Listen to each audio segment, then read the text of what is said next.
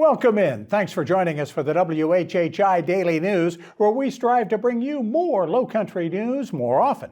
I'm Bob Stevens. 200 of our neighbors, members of the South Carolina National Guard, are being deployed to Washington, D.C. to support the federal crackdown on crime in the nation's capital. South Carolina, West Virginia, and Ohio promised Guard members to add to the 800 D.C. National Guardsmen already on site to patrol the nation's capital. Governor McMaster, in signing the authorization to send in the Guard, said they would be subject to immediate recall if there were a natural disaster in the state. McMaster says the federal government will pay for the cost of the deployment. 40 other National Guard members have already been dispatched to assist ICE in its immigration enforcement efforts. A 59-year-old man and his dog were killed, 3 homes totally destroyed, and at least 2 others damaged in a weekend fire inside the Fripp Island gated community.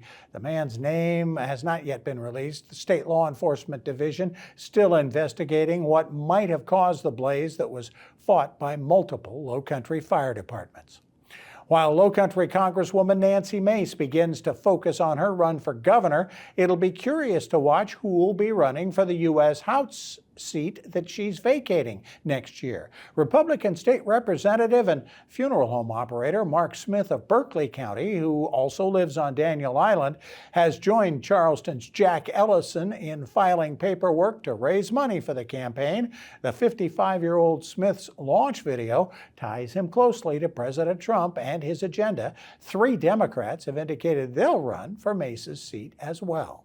The Savannah Hilton Head Airport has a new, popular, but almost bankrupt airline flying in and out of it now. Spirit Airlines has now put in a daily flight back and forth to Newark, and starting in October, the airline will fly direct to Fort Lauderdale 4 days a week, Nashville 3 days a week, and Detroit twice a week. Spirit joins Allegiant, Breeze, Sun Country, Avelo, and Frontier, offering no-frills flights in and out of SAV. Spirit filed for Chapter 11 bankruptcy in the spring, but last week reported it was still under financial stress. And we all know how popular our state has become for outsiders to move into. Even U-Haul data showing the state is #1 in the country for folks moving in versus moving out. But where are the folks moving out going?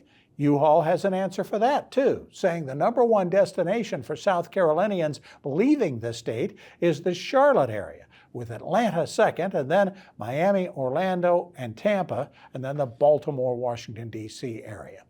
For more details on these stories and other Lowcountry news, we invite you to visit the sources listed on your screen. Plenty more still to come on the WHHI Daily News. Our first high school football report of the year. Yeah, the SCISA schools already underway. The public schools get underway this next week. We'll update that all in a little bit. We're also going to talk with State Senator Tom Davis.